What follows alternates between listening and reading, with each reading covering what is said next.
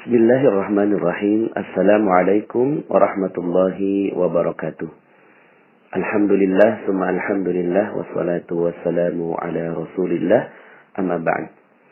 Alhamdulillah, bagaimana kabarnya semua Bapak Ibu, sahabat magnet rezeki yang dirahmati Allah. Semoga kita semua selalu berada dalam limpahan, curahan, rahmat, dan karunia yang tak terbatas dari Allah Subhanahu wa Ta'ala. Semoga kehidupan Anda bertambah keberkahannya, bertambah kemuliaannya, bertambah kejayaannya, dan terutama bertambah disayang oleh Allah Subhanahu wa Ta'ala. Bapak Ibu, pada kesempatan kali ini saya ingin menyampaikan materi tentang detox rezeki. Ya, terus terang saya sudah beberapa kali tag untuk merekam materi ini, tapi beberapa kali juga saya tidak berhasil merekamnya. Bukan karena kualitas suaranya, tapi ada kekuatan yang sangat besar di dalam diri saya. Materi ini bisa membalik seluruh kehidupan Anda. Ibarat kalau kita salah jalan, kemudian kita sadar, kemudian kita tinggal U-turn atau berbelok berbalik arah. Maka mudah-mudahan materi detox rezeki adalah materi yang bisa membuat kita semua, saya juga sebagai pribadi yang banyak sekali kesalahan, bisa jauh-jauh lebih dekat kepada Allah Subhanahu wa Ta'ala, sehingga akhirnya rezeki kita dimudahkan olehnya. Bapak Ibu, ada banyak sekali yang merasa menyesal tentang dosa-dosa yang pernah dilakukan. Tapi lebih banyak lagi yang tidak menyesal, Bapak Ibu. Lebih banyak lagi yang tidak mengetahui tentang dosa-dosa yang dilakukan. Lebih banyak lagi yang tidak mengerti tentang perisai rezeki. Dia hanya mengerti tentang kenapa hidup susah, kenapa hidup kok jadi ribet, kenapa kok rezeki jadi seret, kenapa kok hidup tidak mudah dijalani, kenapa tampaknya Allah tidak adil begitu. Tapi betapa banyak orang di luar sana yang tidak sadar bahwa ternyata seluruh sebab-sebab dari yang terjadi pada kehidupannya hanyalah perisai rezeki yang dicintai betul olehnya. Sehingga akhirnya dia tidak merasa bahwa dia telah melakukan kesalahan. Maka bagi Anda yang menghubungi saya secara pribadi dan kemudian mengatakan tentang betapa hinanya diri kita, betapa hinanya diri saya ketika mendengarkan materi tentang jodoh terbaik, mendengarkan materi tentang cacat yang sempurna, mendapatkan cerita tentang betapa banyaknya orang yang bersalah lalu kemudian berharap Allah Subhanahu wa Ta'ala mengampuninya, tentang materi-materi yang berkaitan dengan apa yang sudah saya sampaikan sebelumnya. Bapak Ibu, bagi mereka-mereka yang sadar akan perisai rezekinya, saya ingin ucapkan selamat kepada Anda. Kenapa? Karena kesadaran akan kesalahan adalah rezeki itu sendiri. Kesadaran bahwa kita berbuat salah itu adalah rezeki yang tidak ternilai, Bapak Ibu. Karena siapa sih yang gak pernah berbuat salah? Siapa yang gak pernah berbuat dosa? Kullu bani Adam khatta'un. Seluruh bani Adam, tak terkecuali para nabi dan rasul, khatta'un, berbuat salah, berbuat dosa, berbuat khilaf. Wa khairul khatta' at-tawwabun, dan sebaik-baik orang-orang yang berdosa adalah mereka yang bertaubat kepada Allah Subhanahu wa Ta'ala.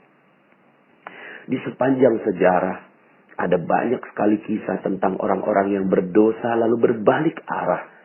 Berdosa berbalik arah lalu Allah tinggikan derajatnya.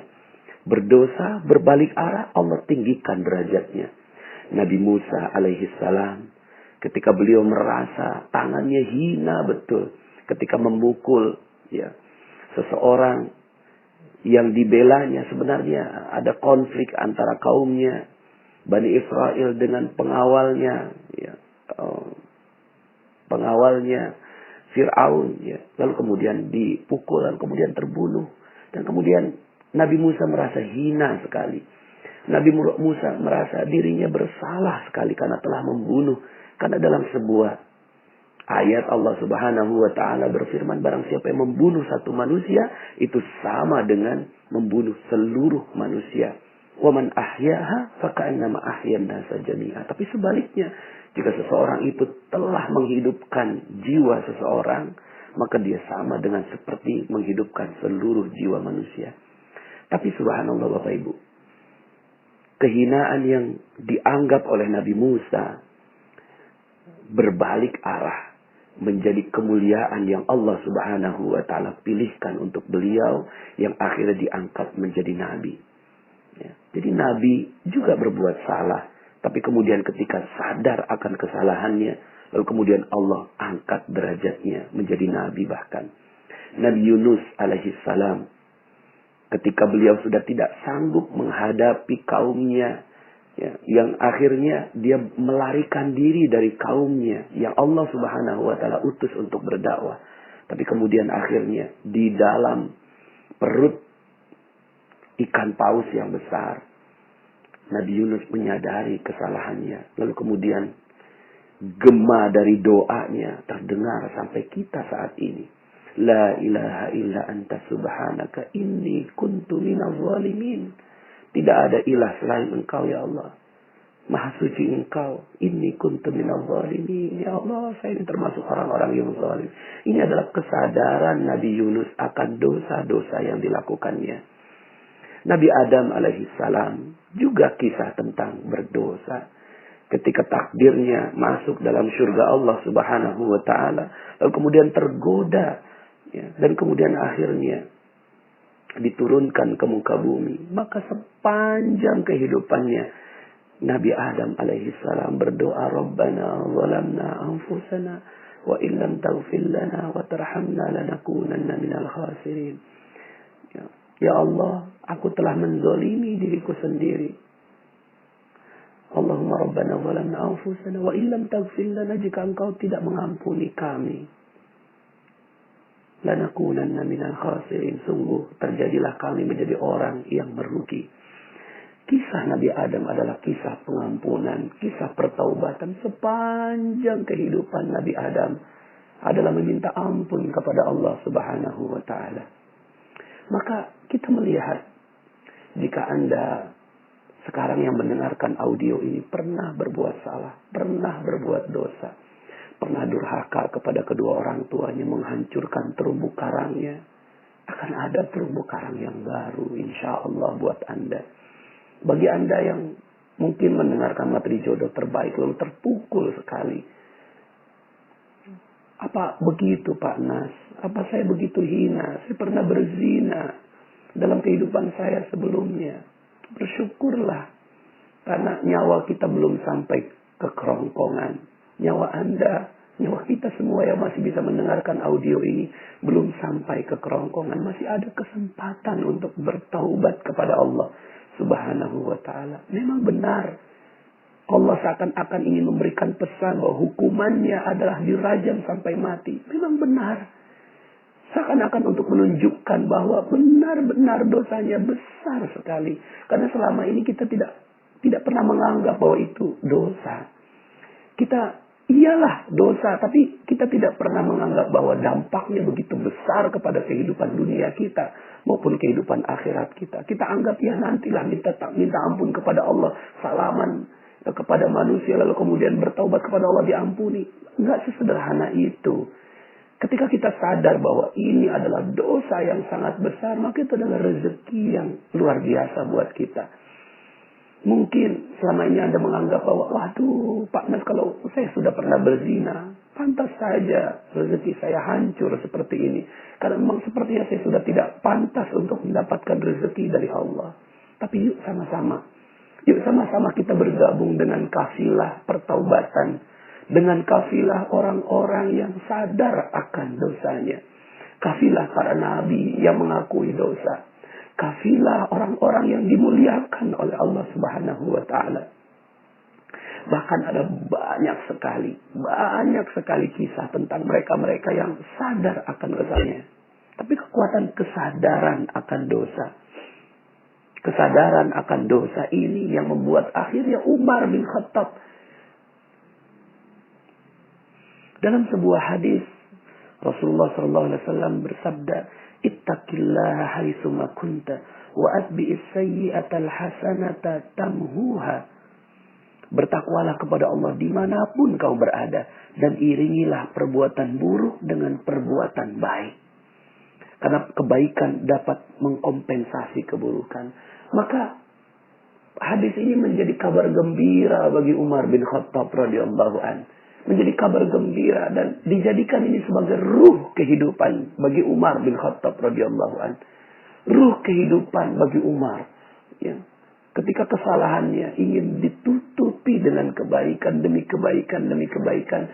Sampai akhirnya Umar bin Khattab radhiyallahu an menjadi manusia mulia yang kita kenang sampai sekarang. Karya dari Umar bin Khattab radhiyallahu an, Masya Allah, begitu besar. Dan ternyata itu berangkat dari sebuah kesadaran akan kesalahan. Dan ini adalah rezeki yang mulia. Rezeki yang besar. Umar bin Khattab mungkin ada perasaan khauf, ada perasaan takut. Ya Allah, apakah benar aku bisa diampuni oleh Engkau? Sementara dosaku begitu banyak ya Allah. Tapi kemudian akhirnya Umar bin Khattab tidak larut dengan kesalahannya. Tidak larut dengan dosanya. Umar bin Khattab menutupinya dengan beramal lagi. Amal apa lagi? Amal apa lagi? Amal apa lagi yang bisa kulakukan agar bisa mengambil hatinya Allah untuk mengampuni dosa saya yang sangat-sangat besar. Maka Bapak Ibu yang dirahmati Allah Subhanahu wa taala, mungkin sebagian di antara Anda ketika mendengarkan materi tentang perisai rezeki, lalu kemudian saya mulai bongkar sedikit demi sedikit dosa-dosa yang kita lakukan. Kita merasa pantas. Ya pantas aja rezeki kita nggak datang Bapak Ibu. Karena perisai kita begitu besar. Tapi kita punya Allah. Kita punya Allah yang maha mengampuni, yang maha sayang akan hambanya. Yang maha sayang akan hambanya. Maka mari kita juga renungkan tentang sebuah hadis. Kisah tentang seorang yang telah membunuh 99 orang. Membunuh 99 orang. Satu orang saja dibunuh. Selaksana membunuh seluruh manusia. Lalu kemudian ini membunuh 99 orang. Tapi kemudian dia sadar. Hati nuraninya keluar. Bekerja. Sensornya bekerja. Lalu kemudian ada hidayah yang merasuk di dalam hatinya. Lalu kemudian bertanya, apakah aku bisa diampuni ya Allah? Sementara aku telah membunuh 99 orang. Lalu kemudian dia bertemu dengan seorang ulama pada saat itu. Ya, ini cerita di zaman Bani Israel. Dikisahkan oleh Rasulullah SAW. Pada saat itu bertemu ulama. Wahai syekh, wahai ulama. Saya ini telah berdosa. 99 orang telah saya bunuh. Apakah saya bisa diampuni oleh Allah? Tapi kemudian ulama ini mengatakan, mana mungkin kau bisa diampuni? Satu orang saja sudah selaksana membunuh seluruh manusia. Kamu telah membunuh 99 orang. Karena perasaan begitu putus asa akan rahmat dari Allah Subhanahu wa taala. Akhirnya ulama ini dibunuh dan genaplah 100. Tapi kemudian manusia yang ingin bertaubat ini datang kepada ulama kedua yang kemudian mengatakan, Allah maha mengampuni. Sampai akhirnya batas ketenggorokan. Sepanjang nyawa masih ada, maka masih bisa diampuni oleh Allah. Dengan syarat engkau meninggalkan seluruhnya dan pindah ke satu tempat yang lebih baik. Kemudian akhirnya dia lakukan itu. Dan singkat cerita, akhirnya seorang pembunuh yang telah membunuh 100 orang ini, akhirnya meninggal dunia di tengah perjalanan. Dan ketika malaikat maut, malaikat berselisih tentang hal ini, apakah dia masuk surga atau masuk neraka. Lalu kemudian diukur, ternyata beliau lebih dekat ke tempat desa yang dia tuju, ke tempat dia untuk bertaubat. Maka Bapak Ibu yang dirahmati Allah Subhanahu wa taala. Mungkin sebagian di antara Anda seakan-akan sepertinya sudah tidak lagi punya harapan kepada Allah. Tapi yuk sama-sama kita renungkan tentang ayat-ayat Allah Subhanahu wa taala dan hadis-hadis Nabi yang bercerita tentang hal ini. Dalam Al-Qur'an disebutkan dalam surat Az-Zumar ayat 53 sampai 54. Qul ya ibadiyalladzina asrafu ala anfusihim la taqnatu min rahmatillah. Innallaha yaghfirudz dzunuba jami'a innahu huwal ghafurur rahim. Katakanlah, hai hamba-hambaku yang melampaui batas terhadap diri mereka sendiri, janganlah kamu berputus asa dari rahmat Allah. Sesungguhnya Allah mengampuni dosa-dosa seluruhnya. Sesungguhnya Dialah yang Maha Pengampun lagi Maha Penyayang. Wa anibu ila rabbikum wa aslimu lah. Wa aslimu lahu min qabli ayyatiyakumul azab thumma la tunsarun. Dan kembalilah kamu kepada Tuhanmu dan berserah dirilah kepadanya sebelum datang azab kepadamu, kemudian kamu tidak dapat ditolong lagi. Bapak Ibu, bagi sebagian Anda yang mengalami musibah dalam kehidupannya, musibah dalam rezekinya, musibah dalam kehidupannya karena dosa-dosanya begitu tebal, begitu besar, maka yuk sama-sama kita jadikan ini sebagai momen untuk kembali kepada Allah Subhanahu wa ta'ala. Bahwa insya Allah sepanjang nyawa kita masih ada dan belum sampai ke tenggorokan, kita masih memiliki kesempatan untuk bertaubat kepada Allah. Kita masih punya kesempatan untuk melakukan pertaubatan. Nah, Bapak Ibu, ini judulnya adalah detox rezeki. Ya. Bagaimana kita bisa dengan jalan pertaubatan ini kita melakukan detox? Ya. Mungkin Anda pernah melihat, dan ini pengalaman saya bersama istri begitu ya. Ada yang memakai kosmetik bermerkuri, kosmetik berbahaya, lalu kemudian wajahnya hancur gitu ya. Lalu kemudian dia sadar gitu. Setelah menggunakan kosmetik beberapa lama, kemudian akhirnya dia sadar bahwa zat yang dimasukkan ke dalam wajah ini adalah zat yang berbahaya. Lalu kemudian dia mulai sadar akan kesalahannya. Tapi kemudian jalan untuk berbalik ke wajah yang semula itu adalah jalan yang terjal, Bapak Ibu. Jalan yang terjal mungkin akan keluar semua flek-fleknya, jerawat dan segala macam gitu ya dari wajahnya. Tapi kemudian ketika ada yang memahami bahwa ini adalah proses detox, ini adalah proses detoksifikasi, keluarnya racun dari seluruh tubuh, maka dia bisa menerima dengan begitu sabarnya. Maka Bapak Ibu, logika rezeki yang kita bangun ya setelah beberapa materi ini, mungkin Anda sebagian di antara Anda yang ingin rezekinya baik, bisa, insya Allah akan ada banyak sekali kesempatan untuk Anda, masih bisa kok gitu.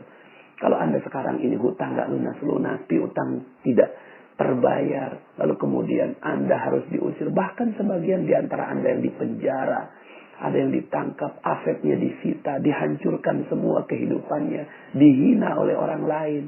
Maka yuk sama-sama kita melihat kehidupan kita, episode kehidupan kita bisa jadi itu karena dosa-dosa yang kita lakukan. Tapi it's okay, nggak apa-apa.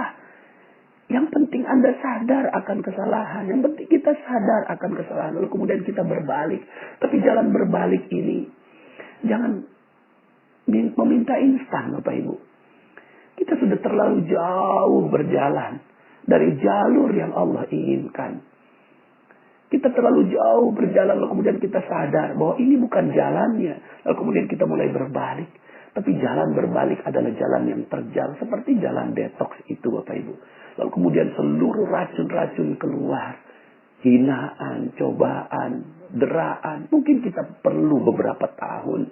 Kita perlu beberapa tahun sampai kemudian akhirnya Allah Subhanahu wa taala berikan rezeki yang baik untuk kita. Yang perlu kita sadari adalah bahwa sudah kita minta ampun kepada Allah atas seluruh kesalahan-kesalahan yang telah lalu. Kemudian kita sadar bahwa kita berbuat salah. Yang repotnya ini ada banyak orang yang ingin rezekinya berlimpah, tapi dia nggak sadar bahwa dia pernah berbuat salah. Merasanya bahwa hidup saya baik-baik saja, saya nggak pernah berbuat salah. Ya. Lalu kemudian, tapi ternyata hidupnya nggak harmonis, masalah di mana-mana. Ya. Kemudian kehidupan yang nggak nyaman itu juga bagian dari kesalahan. Kalau seandainya hidup kita udah benar, ya, hidup kita udah bagus, hidup kita udah rapi, maka pasti rezeki datang dengan bagai air bah. Kita harmonis dengan keluarga, hidup kita nyaman. Kalau belum terjadi seperti itu, mungkin kita perlu berbalik. Dan saat berbalik itu kita perlu mengalami yang namanya detoksifikasi. Keluarnya racun-racun. Maka jangan heran, mohon maaf, mohon izin. Bagi mereka yang ingin menekuni jalan ini. Bagi mereka-mereka yang ingin mengetahui tentang jalan ini. Maka jalan ini akan dipenuhi dengan keluarnya racun-racun yang ada dalam tubuh kita. Kalau keluar itu, maka berbahagialah. Makanya dalam materi sebelumnya saya sampaikan tentang yang namanya paradox of candy. Akan ada bungkus-bungkus yang banyak yang dikeluarkan. Mungkin barang Anda hilang. Mungkin Anda akan dihina orang. Mungkin ya, akan ada banyak sekali pengorbanan yang keluar dari diri Anda. Tapi itulah prosesnya. Itulah detoxnya. Itulah bungkus-bungkus yang keluar. Sabar saja. Sebentar lagi isinya akan datang. Mungkin saya ingin sedikit cerita tentang ada satu kisah yang saya lihat betapa dahsyat buat saya. Dan detoxnya cepat begitu ya. Ya mungkin bukannya cepat ya. Tapi di antara jalan yang Allah pilihkan untuk detoksifikasi ini, Allah kasih hadiah gitu. Allah kasih hadiah. Ini kisah tentang seorang nenek. Nenek ini hobinya minta-minta Bapak Ibu. Setiap hari minta-minta. Dia nggak sadar bahwa minta-minta adalah dosa. Berharap kepada manusia, meminta-minta, ini adalah dosa. Dia nggak sadar ini. Dan dia merasa, oke, yang lain dia berada di dalam komunitas peminta-minta. Ini adalah sesuatu yang wajar. Ini adalah mencari nafkah. Tapi dia nggak sadar bahwa ternyata Allah nggak suka dengan perbuatan ini. Maka kemudian akhirnya dia tahu bahwa dia dapatkan kisah tentang Ustadz Yusuf Mansur. Dia datanglah ke pengajiannya Ustadz Yusuf Mansur. Ya. Akhirnya dia datang bukan buat ngaji, tapi buat minta-minta. Ya, sampai akhirnya ya panenlah Bapak Ibu ya. Karena Ustadz Yusuf Mansur ini mendoktrin jamaahnya untuk sedekah. Ya, sementara si nenek ini ada di luar. Ya, tinggal menengadahkan tangan sampai kemudian akhirnya seluruh jamaahnya menjadikan sang nenek ini sebagai alat praktikum Bapak Ibu ya. Lalu kemudian dia lakukan itu terus sampai kemudian akhirnya ketahuan sama jamaah Bapak Ibu. Dilaporkan sama Ustadz Yusuf Mansur. Ya kemudian ketemu. Nenek datang pengen minta-minta. Enggak Ustadz, saya nggak pengen minta-minta. Saya pengen ngaji Ustadz. Wah ini banyak orang yang laporan nenek seperti ini. Enggak Ustadz, gini aja deh. Kalau besok datang pengen ngaji silakan dah. Tapi kalau datang pengen minta-minta lebih baik jangan. Gitu. Kurang lebih seperti itu isinya nasihat Ustadz Yusuf Mansur kepada sang nenek. Akhirnya itu si nenek datang lagi besoknya. Tapi berubah niat Bapak Ibu. Berubah niatnya. Yang tadinya pengen minta-minta, sekarang ngaji. Kenapa? Karena udah ketahuan sama Ustadz Yusuf Mansur.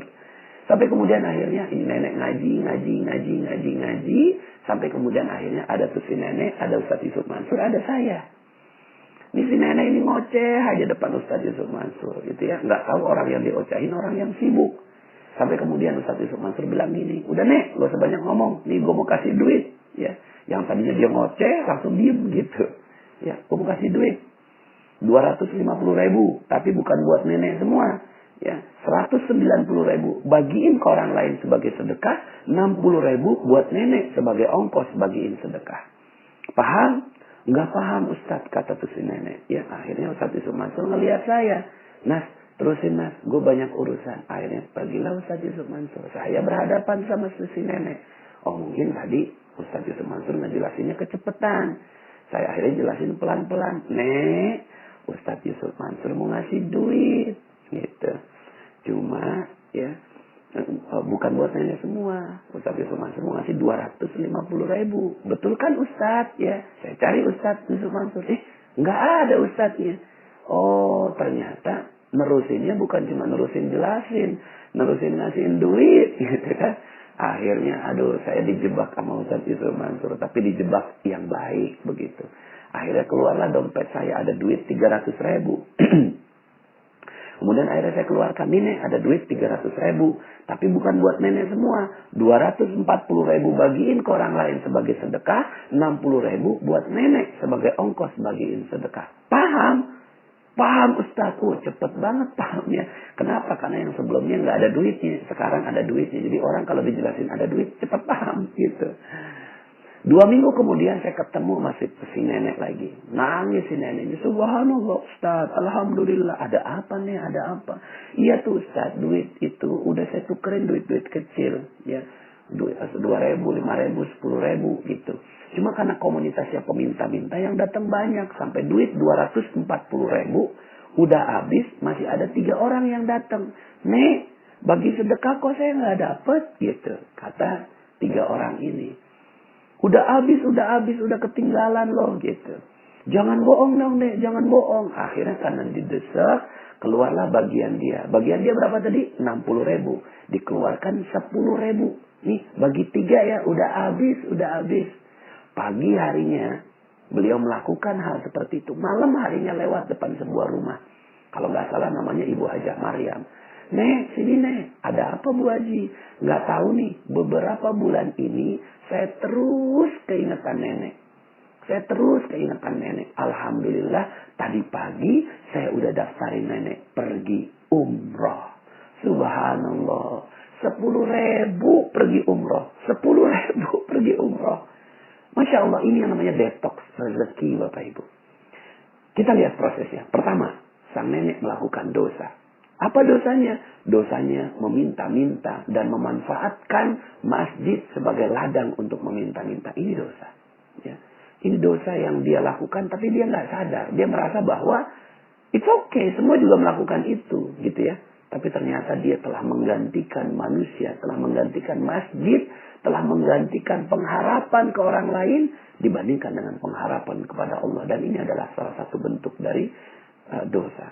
Ya, ini satu. Tahap yang pertama adalah melakukan dosa. Yuk kita berkaca. Mungkin sebagian di antara kita, saya juga termasuk, pernah melakukan dosa. Gitu ya. Lalu kemudian kita coba teliti. Apa ya salahnya. Gitu ya. Apa ya salahnya. Terus kemudian kita coba meminta. Bertanya kepada Allah. Ya Allah, saya salah di mana? Gitu ya. Lalu kemudian yang kedua. Sadar akan kesalahan. Nah, di sini Allah menjadikan kesadaran akan kesalahan itu dengan bantuan orang lain. Yaitu bantuan jamaah yang melaporkan ke Ustaz Yusuf Mansur. Dan Ustaz Yusuf Mansur juga menegur kepada sang nenek. Ini adalah proses kedua terhadap sang nenek. Yaitu memberitahu tentang kesalahan. Nah, sampai di sini ada orang yang mau nerima. Ada orang yang tidak mau terima. Ya.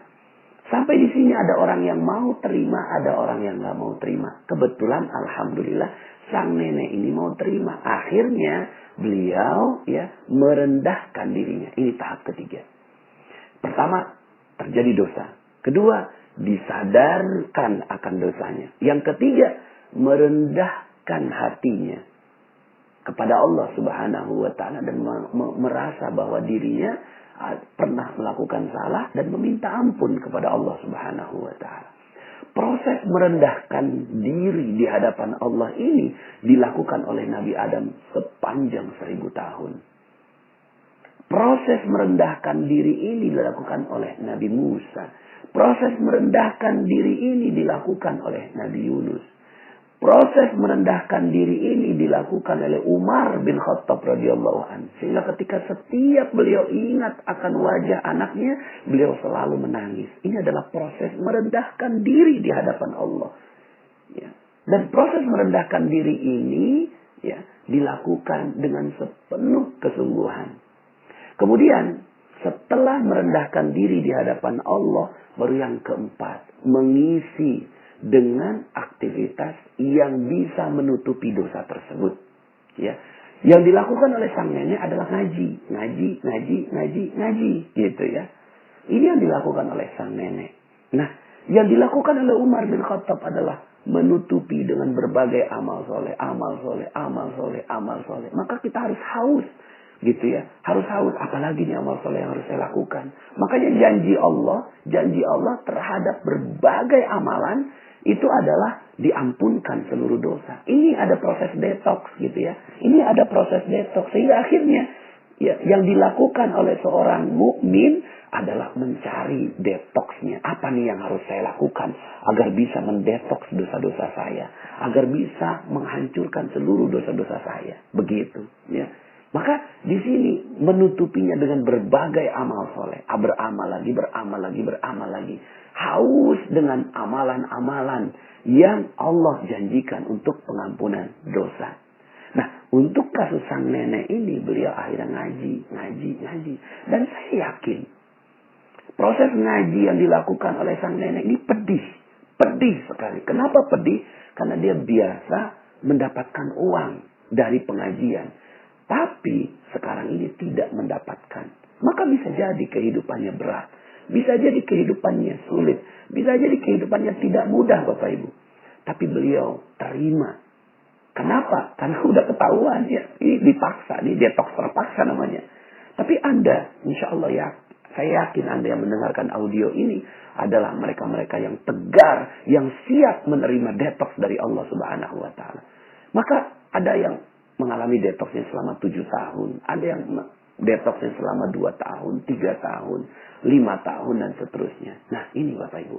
Ya, mengalami beratnya ujian ketika kembali. Jadi yang pertama dosa.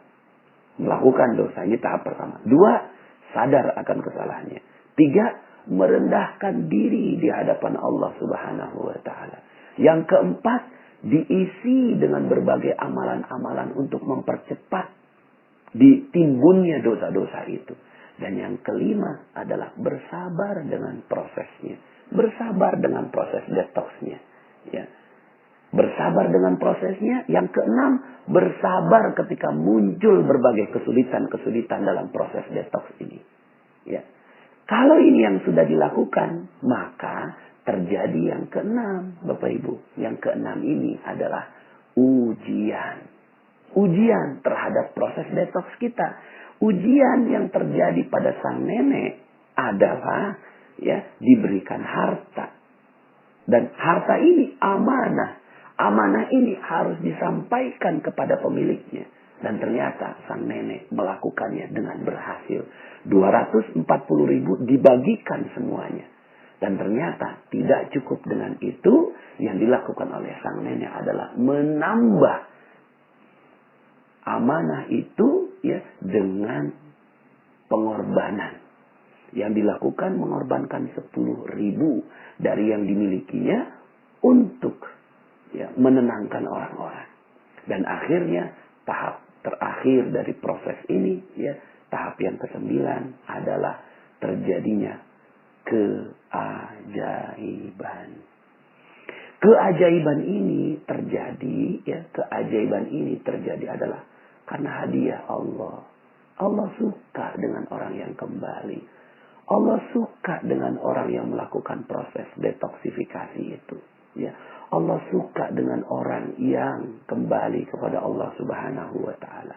Maka Bapak Ibu yang dirahmati Allah Subhanahu wa Ta'ala, mudah-mudahan materi ini bisa membuat kita akhirnya mendapatkan optimisme kembali bahwa Allah Maha memberikan hadiah untuk kita.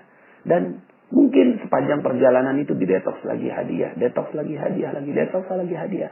Hadiah-hadiah kecil yang Allah akan berikan pada kita. Bersyukur dengan setiap hadiahnya. Lalu kemudian detoks lagi hadiah lagi, detoks lagi hadiah lagi. Terus sampai kemudian akhirnya bersih kita seluruhnya dari seluruh dosa-dosa kita.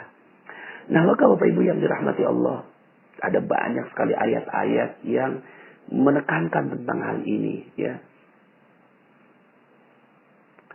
Misalnya dalam surat An-Nisa, "Wa may ya'mal su'an aw yadhlim nafsahu tsumma yastaghfirillah yajidillaha ghafurar rahima."